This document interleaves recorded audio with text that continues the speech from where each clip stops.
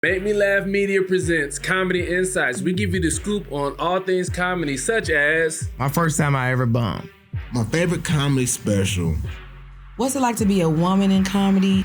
Is there a comedian that I grew up watching and I met him, I didn't like him? I don't give a fuck. Them niggas know who they is. I got on their about that too. Do I have any comedy groupie stories? Bro, what was that question again? You are watching Comedy Insights. Henry Coleman, you're now watching Comedy Insights.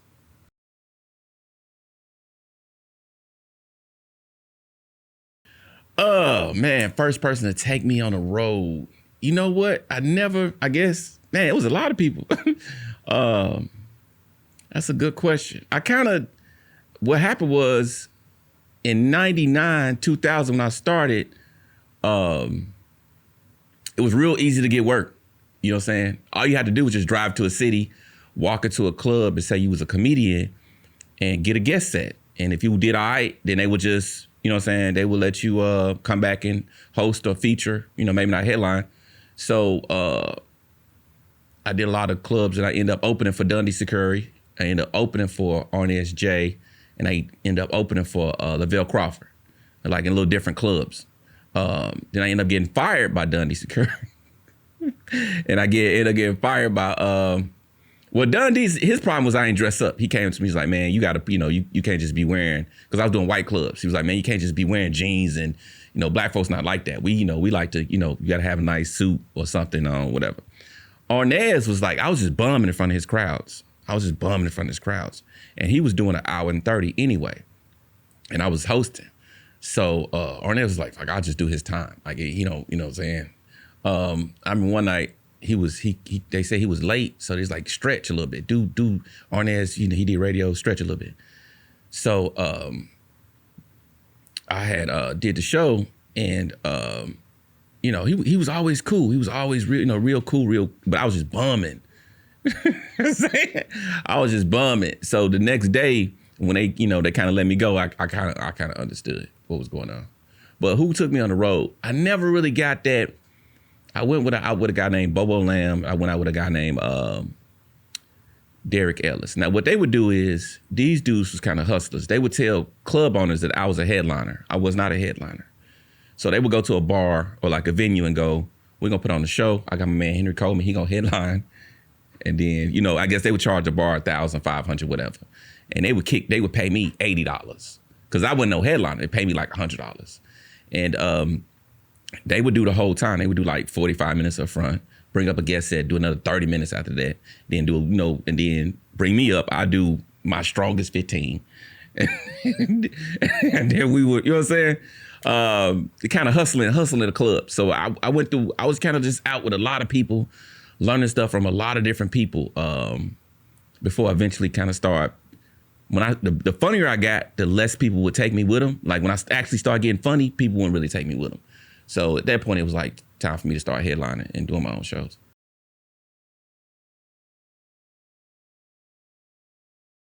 Memphis, Tennessee.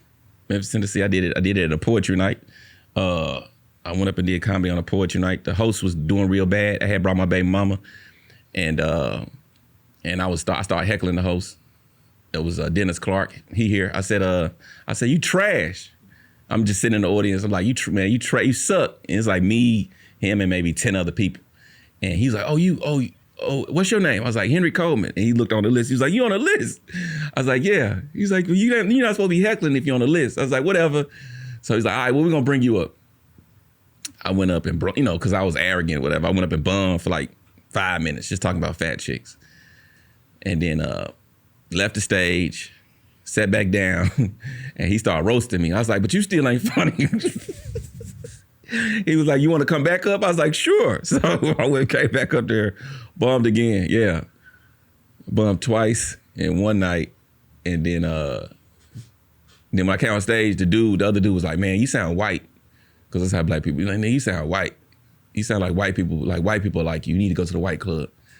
And I later figured out when somebody say you sound white means you're not funny. They just telling you in a very, like trying to be nice to go, nigga, you lame, you whack, you ain't funny.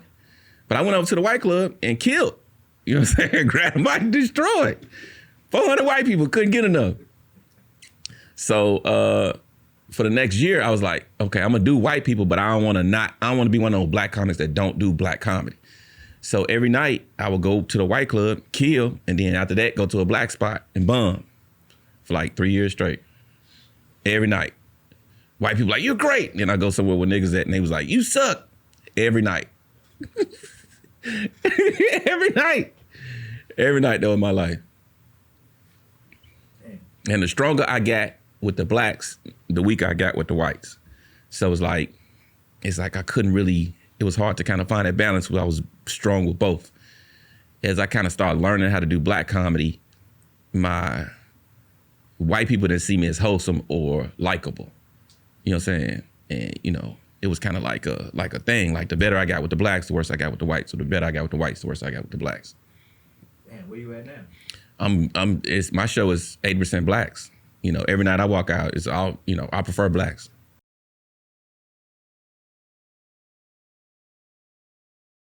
Man, when me and my baby mama went to see D.L. Hugley at the Orpheum, and I didn't know, because I had just been watching Comic View and Def Jam and all that, and I ain't know dudes was 10 times funnier live. I didn't know that. I had no clue. I'm just like, man, I didn't see this dude on Comic View. I'm like, okay, you know, he probably ain't, you know, whatever.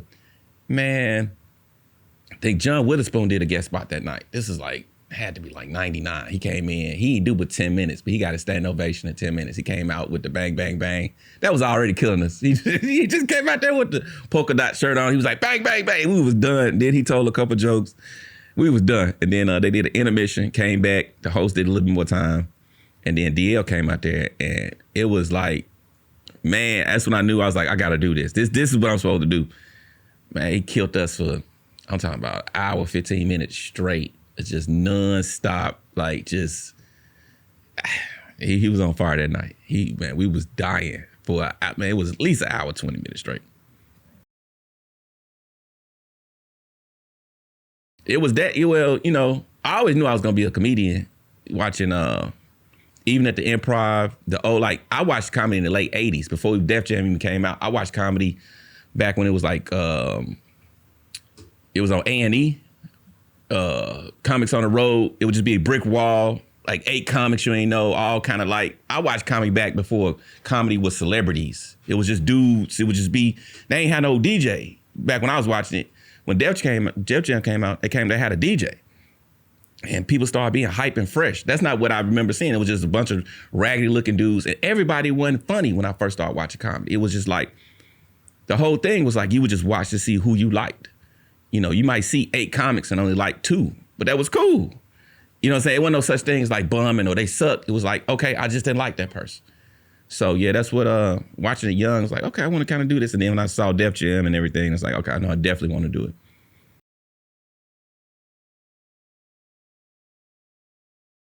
Shit. Shit, man. I don't know why, man. If I've been constipated and I ain't shitted for a while, it's gonna happen before, like, especially a big show, like something with a pressure on. You know what I'm saying? I don't know. You know, drink, but not too much to, you know, just kind of relax. What else? What else I do? Just kind of, you know what I'm saying? I like to do a show, like I like to do a mic before I do a club. I like to do a show before I do my real show. Just to kind of, you know what I'm saying, just to kind of get warmed up. But yeah, that's my ritual. Just kind of drink, relax. Then I do my Red Bull. Then I maybe do my shot or whatever, depending on how long I'm gonna be on stage. And then, yeah.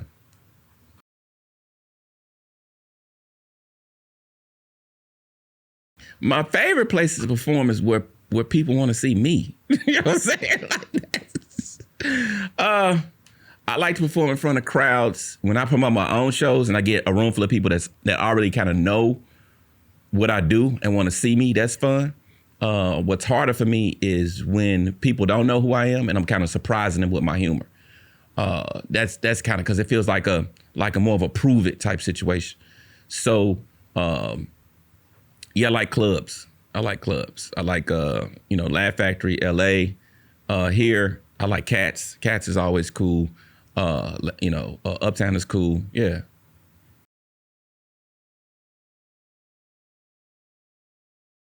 What's your favorite city to perform in and why? Right now my favorite city is Atlanta because people come out every night. Now they don't care every night. They don't care, but they are there. You know, in LA, a lot of the nights getting up in front of people, just like on a Monday, Tuesday, Wednesday, getting in front of real people where it's everything industry out there. So it's like, it's the pressure on. Everything's the pressure on. So, you know, Dave Chappelle might walk in, or Kevin Hart might walk in, and it go from just being a comedy show to kind of like a more of a Hollywood thing. Atlanta cool because even though you got your TIs or you got your celebrities that's mingling around, it still ain't such an influx of celebrity to where comedy don't matter. You can still just stand up there and be a regular person and be funny to a crowd if you got good material and stuff.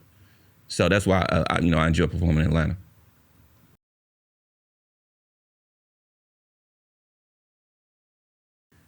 That last part, it's to like them just as much in person for me.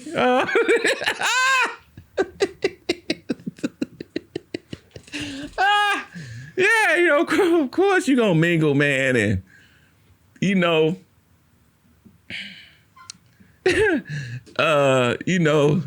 that was the first thing I learned, that dudes ain't the same. I remember when I was a kid, I met Jake the Snake. We had left the arena early, and my uncle stopped to get some gas, and we went to the gas station, and Jake the Snake was in there, right? And I'm like, don't Jake the Snake. And he's just in there getting gas, and what I'm saying? I think that, because he kind of turned it on when he saw me, like, turned on the character, whatever. But I was like, oh, this nigga, he done. He off work. He ready just to go on with his life. So when I started meeting comedians, first comedian I met was Andrew Dice Clay, who I was like, who I always thought was hilarious.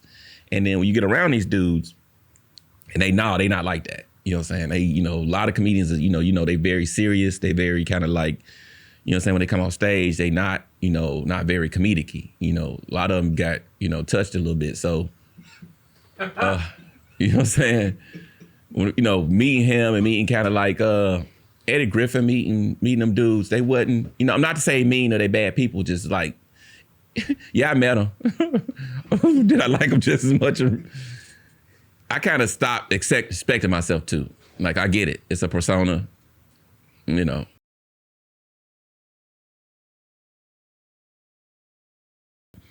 I met and I didn't like. That I grew up watching. It was a guy named who I saw on Common View a lot, and I thought the nigga was really dope. I met him, and real jerk. I just met who I heard a lot of bad things about. He's just as bad. It's all the shitty shit I heard about that nigga. Terrible. Just god awful. I was like, oh, that's why. And then let's see, but mostly like when I met Eddie Murphy, I met I got it. He's so talented. He's so, Tracy Morgan, all them.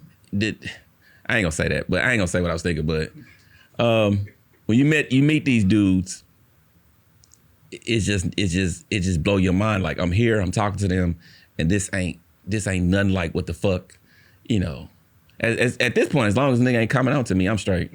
You know what I'm saying? Like nigga, as long as nigga you ain't staring me directly in the eye, goddammit. And going, what's good? Then I'm straight.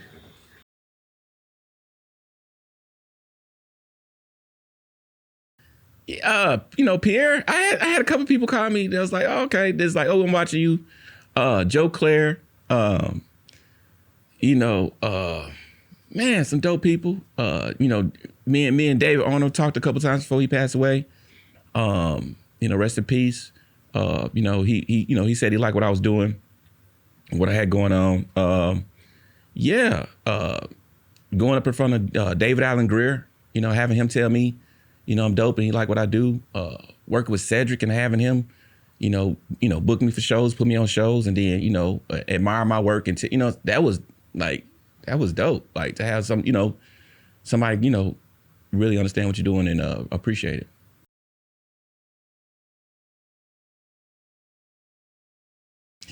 I stole a joke on purpose. You know what I'm saying? And I'm gonna tell you why. Keep it 3,000. I was on the show. I was drunk. I was in Flagstaff, and the audience wasn't digging me. So when the crowd ain't digging you, just kind of run through your material. I'm supposed to be doing 45 minutes. I got like 10 minutes to go, and on stage like, somebody jokes gotta go. Some. It's like, what the hell did that guy say that? You got 10 minutes to go to get your money. You got to do 45 minutes. Looking down at the clock, audience dry, and I'm ready to say hamburger at that point. You know what I'm saying? Hey, whatever, hamburger. Yeah, sure.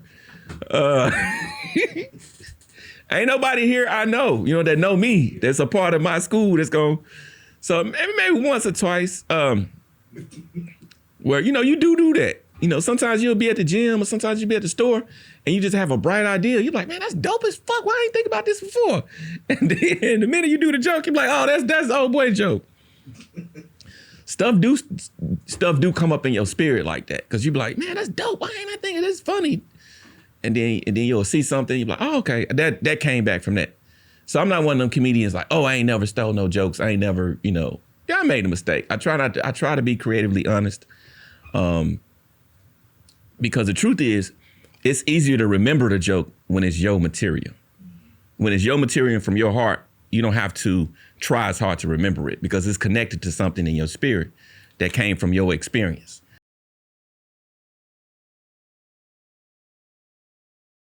Have I ever had jokes stolen? Yeah, I've had jokes stolen by celebrities. And that's the first thing, because I had a friend, I ain't gonna say her name. I had a friend who had her joke stolen. And that's the first lesson you learn is to don't come forward. If your joke gets stolen, just, what I'm saying? Especially if it's somebody bigger than, it's not worth it to challenge them. It's not worth it to say, this celebrity stole my joke. Because ain't nobody gonna stick up for you.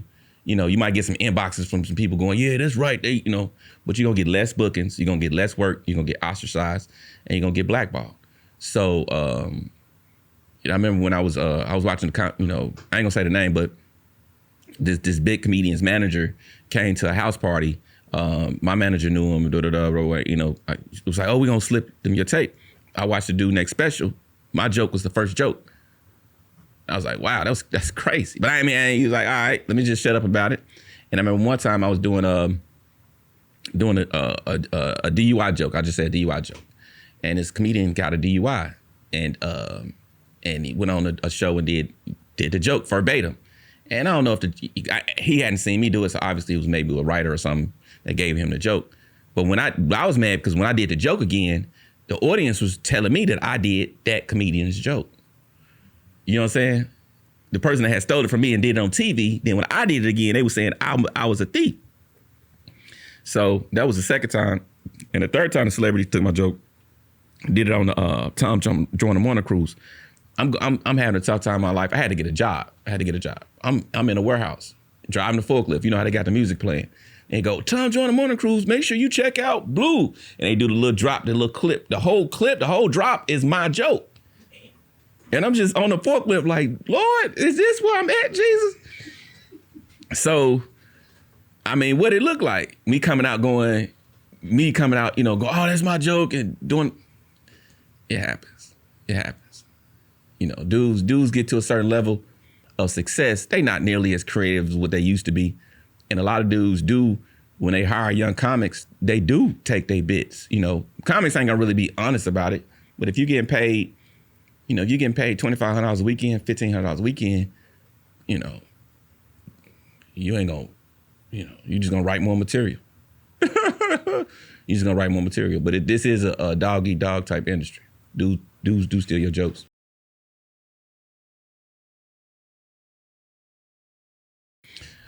Oh man, I got a lot of them. It's just like janky. The worst is when you do a show. I did a show in Arkansas, and we did a college gig. Got the money. Money was good, but when you don't want to just I like to just go back to my hotel. I've been doing comedy long enough. I don't really like to party with people in their cities. I don't know your city. I don't know nobody here in this city. I don't know the gangs. I don't know who's who. I don't know who chick belonged to what. Just give me back to my hotel so I can, get on with my life, whatever. So we do the show. The whole thing, the promoter was like, no, we gonna get y'all out the party with us. We got this party, we got hoes, good time. So if you're not cognizant of what's going on, you can end up anywhere. Because the people just think this just a comedian. So a dude pull up with a truck. He's like, hey man, take the comedian with you. They keep saying that. Take the comedian, take him with you. The comedian. Not even my name. These motherfuckers going, the comedian. So ain't no room in the truck. He's like, just jump in the back. So now we just coasting around Little Rock. I'm on the back of a pickup truck, going from house to house. You know what I'm saying? And every time we get to a different location, he like, yeah, y'all, this the comedian from the show.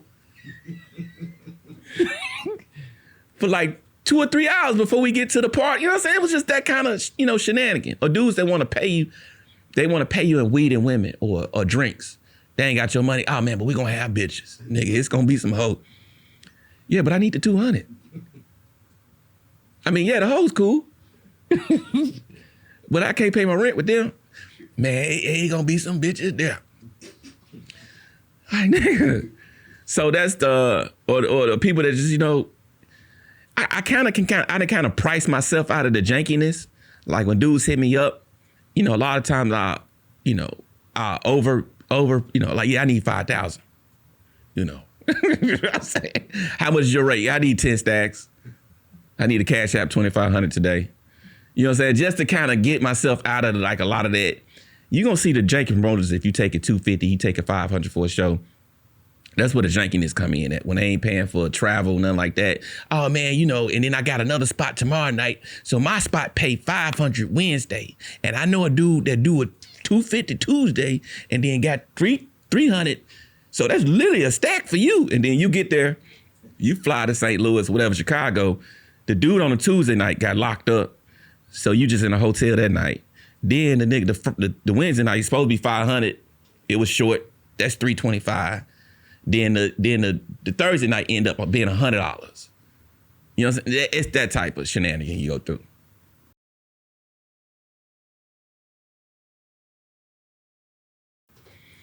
Man, most embarrassing moment. Embarrassing? I mean, this whole thing kind of embarrassing. Like the whole thing is just kind of just one long. There's no shining moments in this shit. I mean, I could say boot on Apollo, but everybody pretty much got boot on Apollo.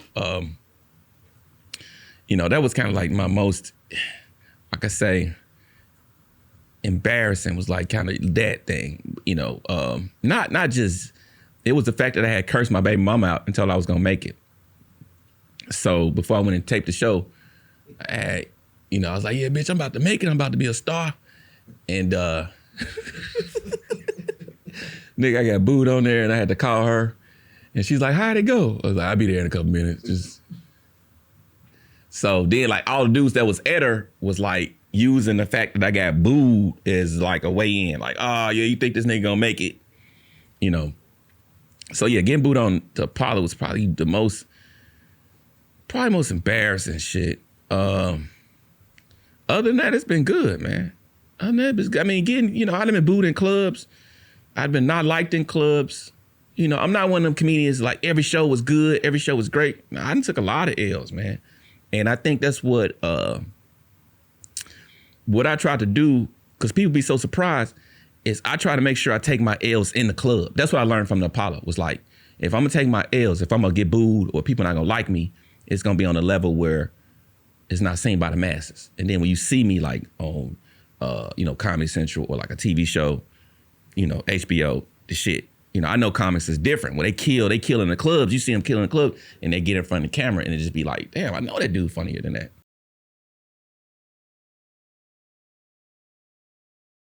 Oh, like fan of me? Yeah.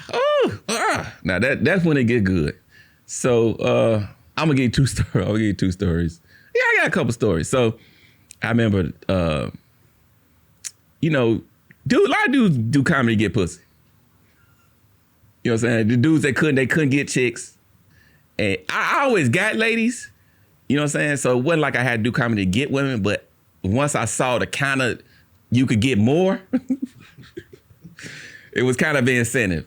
But what happened was, man, I remember bumming real bad in Augusta, Georgia. I bummed all week. I was opening for Aries Spears. I bummed all week long.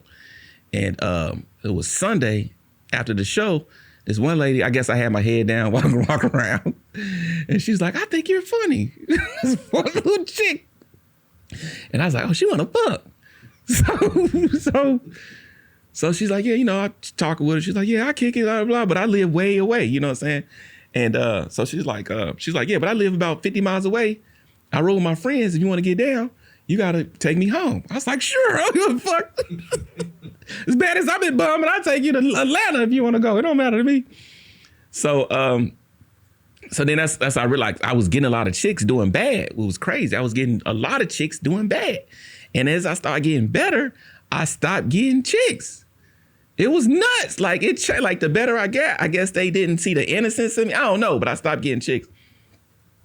So, but like when I got on HBO and I worked, the fan shit is like, it can be weird because when you got to get a job, but you got a viral video. Like I got a video on TikTok with 10 million views. Or, you know what I'm saying? I got all this stuff on YouTube, all these views. And over the pandemic, I had to get a job, right? I went and got a regular job. And I go and work one day and a dude come running to me, man, why the fuck you ain't tell me you a comedian? So I immediately pulled a nigga like closer, like, nigga, you ain't tell nobody, did you? Yeah, nigga, I told everybody. I done told the whole bosses and everything. So we have our little, you know, warehouse, you have your little morning huddle. Nigga, you know, hey, everybody, clap. We got a celebrity in the house, Henry Coleman. These niggas that sat there and YouTube me. Now the whole warehouse telling me my jokes all the time. Hey, there's one bitch you did about your daughter, nigga. Now that's... I'm like, nigga, I'm here making $13. I do not want to be no... So they started getting mad at me because I wouldn't tell jokes. You know, they had like little class clown dudes around. They be like, why you keep letting Robert tell you this? You the comedian, you should be beating him. Because that's how black people think. Black people think. I'm like, man, it's the daylight. It's like a cafeteria. I tell jokes at night when it's dark, under a dark light, and people drinking. I don't tell jokes to sober people in a warehouse in the daytime. No, man, no, come on, just do so. Oh, we ain't good enough for your material? Like, nigga. Right?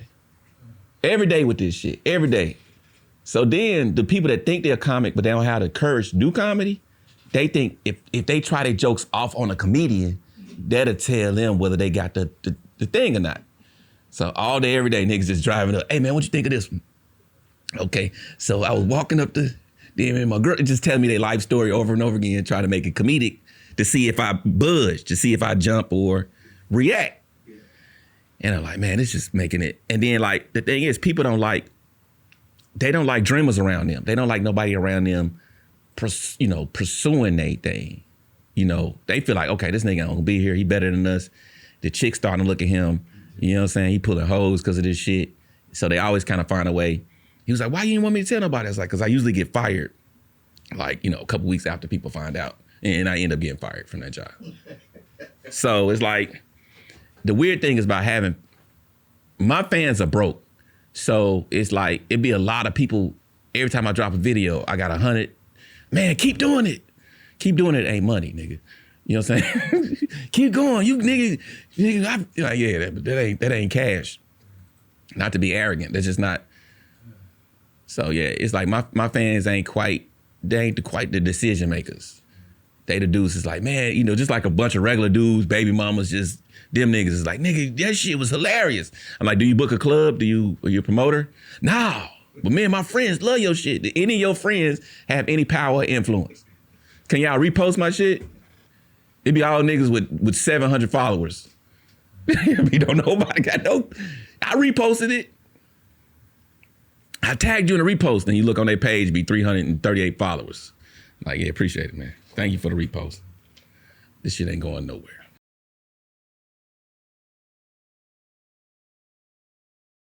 Oh, man, that's a good question. That's a really good question. Comedy special? Comedy special. Of course, Eddie Murphy Raw.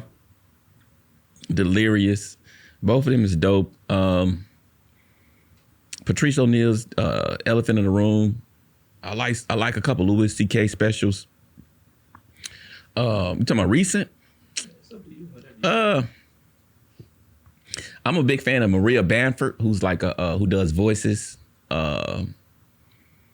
Man, favorite. Well, I just laughed recently. Let's see. Man, I'm forgetting, man. That's the wrong question to ask right now because I know as soon as I leave, I'm gonna remember it. But yeah.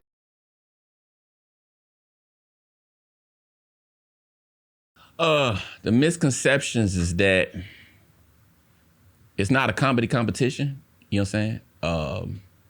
That's a big that every comic is trying to be the funniest comic on every show. That's not what we're trying to do. You know, if I'm on shows, I usually, especially if I'm the headliner or whatever position I'm in, I'm always trying to make sure that people have a good show, period. I'm not necessarily there because, you know, if you're selling merchandise or you're trying to get a victory, if you have I've seen people enjoy one person and then not enjoy the rest of the show and then don't nobody sell nothing. So if it's me, you, and this guy, and all of us got T-shirts and I killed, but y'all sucked, then, you know, a lot of people be too embarrassed to go, hey, nigga, you was funny. You know, most people just walk out past everybody. So that's the biggest misconception is that we're always trying to compete to be the funniest. All comics are trying to be funnier than each other all the time. That's one big thing. And misconception. Yeah, and funny matters. That's a big misconception. You know, people will fight you tooth and nail about funny don't matter. It don't really matter about funny. And I explain because there's a golden period every show. 20 minutes in to the last 10 minutes where you cannot not laugh. You produce shows, so you understand people sit down. If the service is good, the ambiance is good, music's right, DJ, everything is putting them in the mood, is mentally getting them into place. The drinks hit them. The first drink, if you haven't drank all day, the first drink is going to put you in good spirits. Your first piece of liquor you get when you had no drink all day is going to have you in a good spirit. Now, if you sober up and get to that second drink gonna come if the show started at 8. That second drink gonna come about 9:20, right? That's trying to get re-drunk after you did that first one and wore off. That one gonna have you be a little mean. That's when you start to get a little mean or a little angry. So it's not necessarily important. I'm saying it to say funny don't matter because you gonna laugh at whoever's on stage when that first drink hits you. You relax. You've been watching, your mind is settled. You ain't in no bar, no place with TVs on. Your spirit's settled, you gon' laugh. Whoever grabbed the mic, when that drink hits you right and the ambiance is hitting you right, you gon' laugh. So that's the misconception, is that funny, it don't really matter. You know what I'm saying? The only thing that matters is who are you willing to pay to see? So when I ask somebody who they think's funny, I don't go, who do you think is funny? I go, who are you willing to pay to see? And they like to go, no, but all funny. But would you pay to see him? No, I would never. Then you don't think he's funny. You know what I'm saying? Like people go, man, you funny. So if you come up to me after the show, you go, man, you was hilarious. And I go, well, I'm about to be at Uptown. Click this link to get my tickets. Nah, I don't know if me and my wife. You know what I'm saying? Then I'm not funny. You can't. People love to tell me who they paid to see. And then they like to dog them. Oh man, we paid to see blah, blah, blah. He wasn't even that funny. Yeah, but you paid to see him. You know what I'm saying? It's like a girl going, yeah, I let the nigga fuck, but I ain't like, bitch, you let him fuck. You know what I'm saying? So, I mean, that's trying to take it back. He did fuck. Yeah, but all right, whatever. So that's the funny don't matter. It's more like who will you pay to see? Because I know a lot of dudes I thought was hilarious over the years. They couldn't make no money. They had to quit. Most of the people I thought was funny end up quitting because they couldn't make no money. And I see dudes I think suck. I think trash, but making money. So who? You know what I'm saying? Money don't lie. Lil Wayne said that. I hate that. I hate that people want to go on and on about who they think's funny when they're paying. You're telling me by your dollars.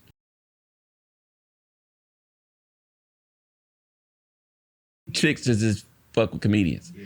You know, I think any female will go if she laughing. You know what I'm saying? What I had to learn with that is that I could never be serious.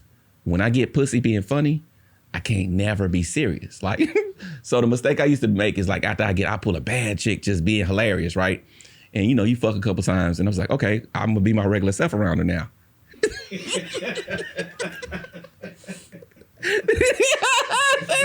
You know, I done fucked a few times. Like, okay, I'm just gonna be me. Show who I really am outside of being a comedian. Wrong.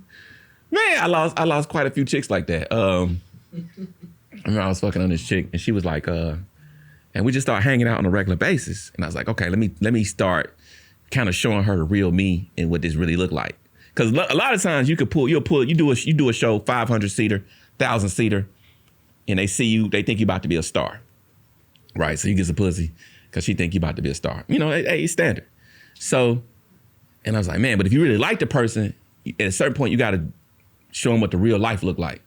So let me show her what these mics look like. Let me show her what, you know what I'm saying, these little, when I'm in front of 30 people, when I'm in front of 5 people, when I'm in front of 8 people, you know what I'm saying? Let me show her when I'm in front of 50, you know what I'm saying, when I'm not the headliner, when I'm not the guy, you know what I'm saying? So it was like, that was a big thing. Is like, if you still want to fuck with a chick and she saw you on a big stage, you can only let her see you on the big stage. Because if you start showing her the real life, then she gonna be like, this nigga a loser. Like, this nigga. Like, no, bitch, I'm still a big stage nigga. It's just that I got to do all the rest of this stuff to be prepared and stay prepared for that.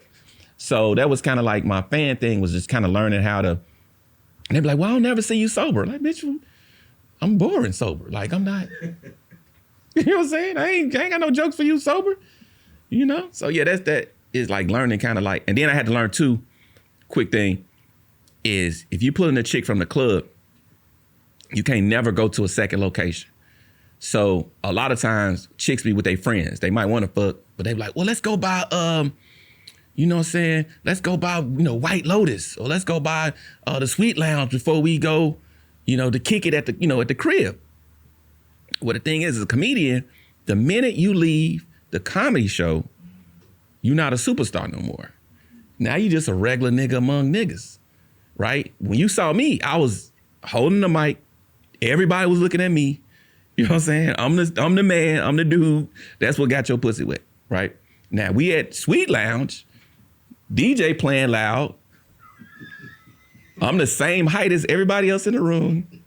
You know what I'm saying? Now you comparing me and how I look now, I didn't fell into real humanity. I don't know, now you can't even fuck because this bitch, now she's seeing you as a normal human being. So I'm like, nah, at least before I fuck, we gonna go straight to fuck.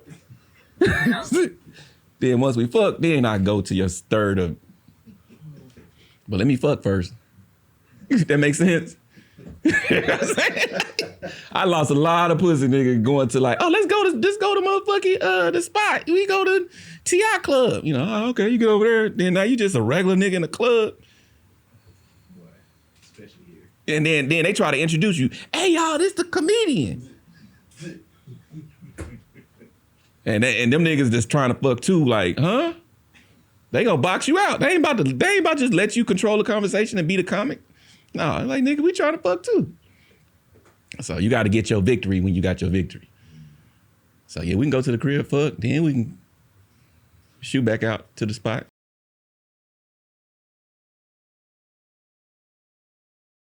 Oh man, the truth is that don't nobody police you and your behavior. You got to keep yourself healthy.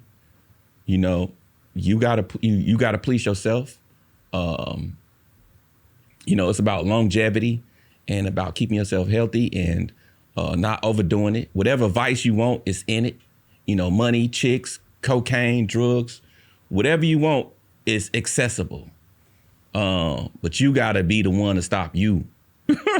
That's what, yeah, because people see you killing yourself and they just think, oh, that nigga crazy. They just think it's a part of the, that's the truth. you ain't gotta be gay to make it. You know what I'm saying? You know what I'm saying? You ain't gotta be gay. You know, I'm not gay and I done got a lot of opportunities. And I think a lot of dudes that kind of just say like, oh, you gotta be a fag to do this, that. I'm like, man, you just ain't, you know, you ain't gotta be, you know, if you writing, you grinding. A lot of dudes don't travel. That's what kill a lot of comedians. They don't travel. They don't go to different places. They get so much love at home that they don't ever diversify their voice or push their voice. You know what I'm saying? Like, I got funny because every night I'm in front of somebody else's friends. Because I don't sell tickets, every night I'm performing for somebody that's there to see somebody else. So I gotta be funnier than the person they came to see. You know what I'm saying? Or, you know, enough to at least for them to show me some love. If every night you going up in front of people that you know, that's got your same history and backstory, you're not gonna get no better. You're not gonna get no better.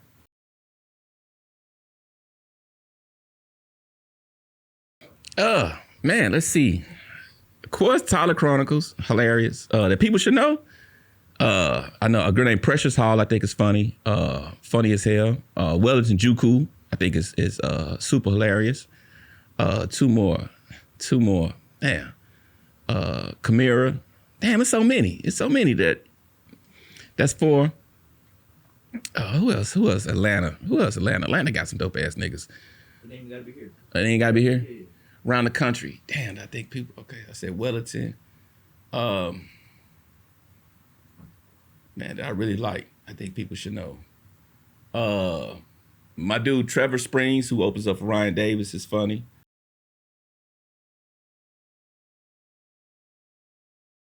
What kind of shit? That's a weird nigga. I guess I sing a Silly by Denise Williams. Silly of me to think that yeah. Why y'all ain't never heard this song? I know what you're saying. Okay, straight, cool. That's it. I knew y'all was special, man. You did what I'm saying? Y'all make me laugh for life. Hello.